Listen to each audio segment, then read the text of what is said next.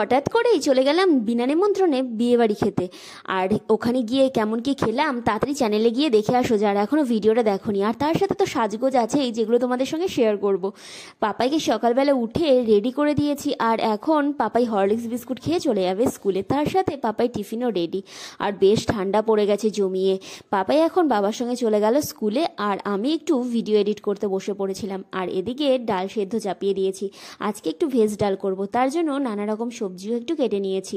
আর এদিকে মাছের ডিম দিয়ে একটু বড়া বানিয়ে ফুলকপি আলু দিয়ে ঝোল করে নেব। আর তারপর খাওয়া দাওয়া শেষে সব থালা বাসন মেজে রেডি হয়ে বসে পড়েছি একটু সাজুগুজু করতে। আর আমি যা বড় মেকআপ আর্টিস্ট, মাঝে মধ্যে তো আমার সাজগোজ দেখে নিজেই আমি ভয় পেয়ে যাই। খুবই ভয়ে ছিলাম যে আজকে কি হবে, যেহেতু একটু দূরে নিমন্ত্রণ খেতে যাচ্ছি, একটু যদি ঠিকঠাক না লাগে। ভাবতে ভাবতেই হাত পা প্রায় ঠান্ডা হয়ে গেল। এবারে আমি মুখে মেখে নিয়েছিলাম টোনার, তারপর ময়েশ্চারাইজার আর প্রাইমার। এরপরে আমি এখন একটু অরেঞ্জ কালার কারেক্টার দিয়ে আমার যে ব্ল্যাক স্পটগুলো রয়েছে সেগুলোকে একটু ঢেকে নেওয়ার চেষ্টা করলাম। আজকে খুব সিম্পল মেকআপটা করবো, আর খুব কম সময়ের মধ্যে। তোমরা ভিডিওটা দেখেই বুঝতেই পারছো। তার কারণ হচ্ছে যেহেতু এত দূরে যাচ্ছি, তার জন্য বেশি মেকআপ আমি করব না, এটাই ভেবেছি। মুখে একটু ফাউন্ডেশন লাগিয়ে নিচ্ছি, খুব বেশি সাদা করতে চাই না। আর তার কারণ আমার হাতের সঙ্গে আমার মুখের কালারটা একদম ম্যাচ করে না। আমি অনেক ভেবে চিন্তে খুঁজে খুঁজে আমি ফাউন্ডেশনগুলো বার করি, কিন্তু তবুও কেন জানি না আমার গায়ের রঙের থেকে অনেক লাইট কালার হয়ে যায়। এরপর আমি একটু কনসিলার দিয়ে নিলাম, যেসব জায়গাগুলোতে অ্যাকচুয়ালি দিতে হয়। এরপর লাগিয়ে নিলাম একটু ফেস পাউডার।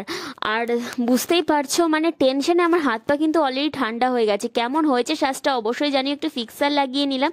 এবার একটু ভ্রুটা হালকা করে জাস্ট এঁকে নিচ্ছি, আর আইলাইনারটাও পরে নিচ্ছি। আইলাইনার পরতে গিয়ে তো মানে আমি বিশ্ব ব্রহ্মাণ্ড দেখে ফেলি। এক চোখে একরকম পড়ি, তারপর আরেক চোখে পড়তে গিয়ে দেখি অন্যরকম হয়ে গেছে।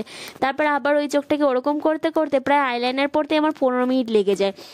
আমি এখানে একটা পিঙ্ক শেড নিয়ে এই চোখের পেছন দিকটা লাগিয়ে নিয়েছি, সামনের দিকে একটা ব্লু শেড লাগিয়েছি, আর ওপর দিকে একটু সাদা সাদা রঙের একটা শেড লাগিয়েছি।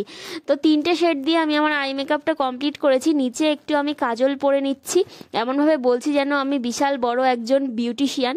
অ্যাকচুয়ালি আমার সাজ দেখলে মাঝে মধ্যে আমারই মাথা ঘুরে যায়। আর এরপরে আমি একটু মাস্কারা লাগিয়ে নিচ্ছি। আর মেকআপটা ফুলি কেমন হয়েছে সেটা কিন্তু অবশ্যই তোমরা কমেন্টস করে জানিও। একটু ঠোঁটটা এঁকে নিচ্ছি, কারণ লিপস্টিক পরতে গিয়ে আমার প্রতিবারই লিপস্টিক ঠোঁটের বাইরে বেরিয়ে যায়। মানে লিপস্টিকটাও ঠিক মতন পরতে পারি না, বুঝতে পারছো মানে আমার অবস্থা। এরপরে আমি লিপস্টিকটা পরে নিলাম, আর নিচের ঠোঁটে পরে আমি যেই দুটো ঠোঁট ধরে চাপ দিয়েছি, দেখছি ও বাবা সেই একই ব্যাপার হয়েছে। মানে ঠোঁট আঁকাটাই আমার কোনো মানে কাজে লাগেনি। এরপর ওটাকে আবার ঠিক করতে করতেই বেশ বেরিয়ে গেল অনেকটা সময়। আর তারপর আমার দেখো এই যে মেকআপ কমপ্লিট, সাজগোজ কমপ্লিট। আর এভাবে আমি যাব বিয়ে বাড়িতে। তোমাদের ব্লগটা কেমন লাগলো অবশ্যই কমেন্টস করে জানিও। টাটা।